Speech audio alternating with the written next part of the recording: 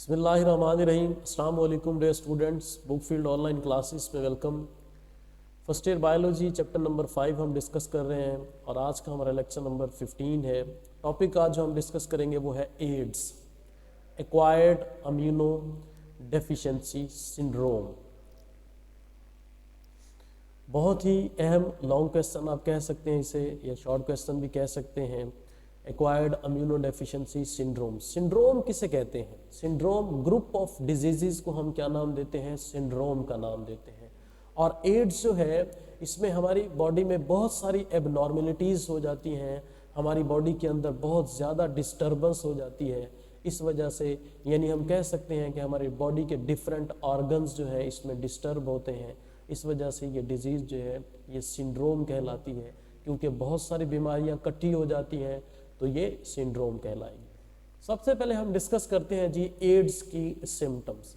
1980 में जो फिजिशियन थे सबसे पहले इन्होंने इस डिजीज़ को देखा यंग मेल्स के अंदर, और उन यंग मेल्स के अंदर जो सिम्टम्स प्रेजेंट थी, जो अलामात प्रेजेंट थी, सीवर नमूनिया, शदीद किस्म का नमूनिया कहते हैं, इन्फ्लेमेशन ऑफ लंग्स, हमारे लंग्स के टिश्यू का इन्फ्लेम हो जाना, लंग्स के टिश्यू का डैमेज कर जाना, इसको हम नमूनिया का नाम देते हैं। Rare vascular cancer, vascular cancer भी हमारी जो ब्लड वेसल्स हैं उनका कैंसर हो सकता है। तीसरी इसकी जो सिम्टम है, अलामत है, सडन वेट लॉस, अचानक से वजन जो है वो क्या हो जाता है, कम हो जाता है। स्वोलन लिम्फ नोड्स, हमारी बॉडी के अंदर लिम्फ प्रेजेंट होते हैं, स्ट्रक्चर है, इसको चैप्टर नंबर 14 में हम पढ़ेंगे। लिम्फ नोड्स ये स्वोलन पार्ट होते हैं, डिफरेंट फंक्शंस परफॉर्म करते हैं, हमारी बॉडी के अंदर जो एक्स्ट्रा सेलुलर फ्लूइड होता है उसको ये कैप्चर करते हैं।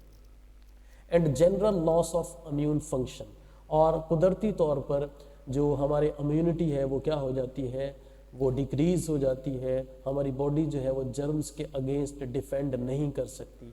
ये सिम्टम्स हैं जी एड्स की। तो यहाँ पे आपने देखा नमूनिया लंग्स का इन्फेक्शन है, वास्कुलर कैंसर ब्लड वेसल्स का है, वेट लॉस तीसरी बीमारी हो गई, लिम्फ नोड का फूल जाना, स्वेल हो जाना, और इम्यूनिटी का डिस्टर्ब हो जाना, बहुत सारी बीमारियां इकट्ठी हो गई। इस वजह से ये क्या कहलाती है, सिंड्रोम कहलाती है। और 1980 में जब फिजिशियन ने इन मेल्स को देखा तो ये सारे के सारे होमोसेक्सुअल थे। यानी होमोसेक्सुअल का मतलब मेल अगर मेल के साथ सेक्स करता है तो इसको हम क्या नाम देते हैं, होमोसेक्सुअल का नाम देते हैं। All these young patients were homosexual. Soon after the disease was discovered in non homosexual, फिर जल्द ही ये डिजीज जो है इसको नॉन होमोसेक्सुअल के अंदर देखा गया, मींस फीमेल के अंदर देखा गया। क्योंकि मेल्स ने जब अपना ब्लड जो है वो डोनेट किया फीमेल्स को, तो तब ये डिजीज जो है उनके अंदर भी पाई गई। ब्लड या ब्लड प्रोडक्ट्स भी आप कह सकते हैं। तो यहाँ पे देख सकते हैं आप, soon after the disease was discovered in non homosexual patients who are given blood, जिनको ब्लड दिया गया था ब्लड ट्रांसफ्यूजन के जरिए या ब्लड प्रोडक्ट्स के जरिए। तो ये हैं जी सिम्टम्स, इंपॉर्टेंट शॉर्ट क्वेश्चन है, राइट सिम्टम्स ऑफ एड्स। उसके बाद 1984 में साइंटिस्ट बहुत सारे तजर्बात कर रहे थे डिफरेंट लैब्स के अंदर, जिसमें एक सर्च चल रही थी या रिसर्च चल रही थी पास्चर इंस्टीट्यूट इन फ्रांस के अंदर, और दूसरी रिसर्च चल रही थी national institute of health in USA America के अंदर। तो यहाँ पे जब ये रिसर्च चल रही थी तो क्योंकि बहुत ही ज़्यादा ये बीमारी फैल रही थी, इस वजह से इसका कॉज या इसकी वजह को सर्च किया गया। तो 1986 में साइंटिस्ट कामयाब हुए और इन्होंने इस डिजीज़ के कॉज को वायरस का नाम दिया, और वो वायरस को नाम HIV, H for human, I for immuno deficiency, immune system का डेफिशिएंट हो जाना, और V for virus. HIV virus का नाम भी हम इसे देते हैं। ये वायरस जो है ये एड्स का बायस बनता है। AIDS acquired immuno deficiency syndrome और HIV human immuno deficiency syndrome virus का नाम देते हैं हम इसे। अब हमारी बॉडी के कौन से सेल्स हैं जो कि सबसे ज्यादा इस वायरस से अफेक्ट होते हैं? देखिए, इम्यून सिस्टम का लॉस हो जाना, अभी हमने देखा इम्यूनो डेफिशिएंसी, और हमारे इम्यून सिस्टम के अंदर जो सेल्स प्रेजेंट होते हैं उनको हम हेल्पर टी लिम्फोसाइट्स का नाम देते हैं। तो सबसे ज्यादा अफेक्ट होने वाले सेल्स जो हैं हमारी बॉडी के अंदर HIV वायरस से, वो है helper T lymphocytes, which is major component of immune system. और ये हमारे इम्यून सिस्टम का, हमारी बॉडी की आर्मी का ये एक बहुत ही अहम कंपोनेंट है। As the HIV infection continues, जैसे जैसे HIV का इन्फेक्शन जो है वो चलता रहा होस्ट के अंदर, तो हेल्पर टी लिम्फोसाइट्स जो है उनकी तादाद क्या हो जाती है, कम हो जाती है। और इसकी तादाद कम होने की वजह से हमारा इम्यून सिस्टम फेल हो जाता है। और जब इम्यून सिस्टम फेल हो जाता है तो हमारी बॉडी के अंदर कोई भी जर्म्स अगर इंटर होता है तो वो किस चीज़ का बायस बनता है, डिजीज का बायस बनता है। तो हम कह सकते हैं कि इम्यून सिस्टम के डेफिशिएंट होने की वजह से वो शख्स जो है, वो पेशेंट जो है, वो बहुत सारी बीमारियों का क्या बन जाता है, गुच्छा बन जाता है, बहुत सारी बीमारियों का घर बन जाता है। क्यों? क्योंकि उसका इम्यून सिस्टम कमज़ोर हो चुका होता है। ससेप्टिबल का मतलब है कमज़ोर हो जाना।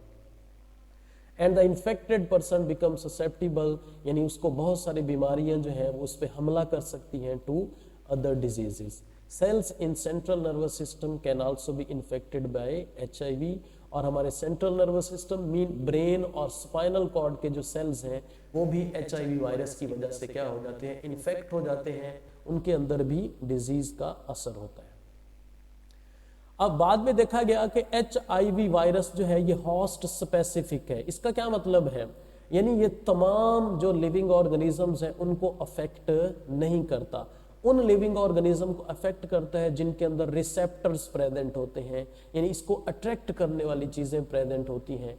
Recent studies on HIV reveals, बताया है that virus infect and multiplies in monkey, यानी ये मंकी के अंदर इन्फेक्ट होते हैं और मल्टीप्लाई भी वहां पे करते हैं, but does not cause disease in them, लेकिन उनमें बीमारी का बायस नहीं बनते। Which means that HIV is host specific. इसका मतलब क्या है कि ये होस्ट स्पेसिफिक है जिसमें रिसेप्टर्स प्रेजेंट होंगे। वो इंशाल्लाह नेक्स्ट लेक्चर में हम डिस्कस करेंगे life cycle of HIV, human immunodeficiency virus का। वहाँ पे हम बताएंगे कि हमारे जो लिम्फोसाइट्स हैं, या जिनको हम हेल्पर टी लिम्फोसाइट्स का नाम देते हैं, उनके अंदर एक हेल्पर या रिसेप्टर साइट प्रेजेंट होती है। उस साइट को हम CD4 का नाम देते हैं। ये जिसके अंदर भी रिसेप्टर प्रेजेंट होंगे उसके अंदर HIV वायरस जो है वो दाखिल हो जाएगा। तो ये है जी होस्ट स्पेसिफिक, और ये MCQ एनुअल एग्जाम में आ चुका है।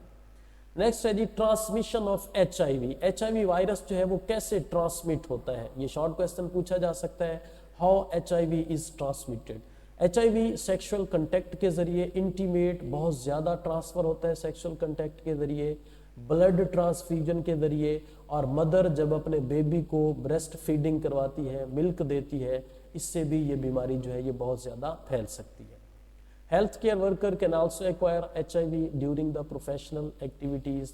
जब डॉक्टर्स या नर्सेज जो हैं इन पेशेंट्स के साथ डील करती हैं, इन पेशेंट्स की डायग्नोज करती हैं, तो उनको हम हेल्थ केयर वर्कर्स का नाम देते हैं। उनके अंदर भी ये बीमारी जो है ये ट्रांसफ़र हो सकती है। तो ये है जी transmission of HIV virus. Last में हम बताते हैं preventive measures, how HIV can be prevent, किस तरह HIV वायरस से बचा जा सकता है, या कौन सी हिफाजती तदाबीर है जिससे एड्स नहीं हो सकती। Avoiding direct contact with HIV is important major for preventing the disease.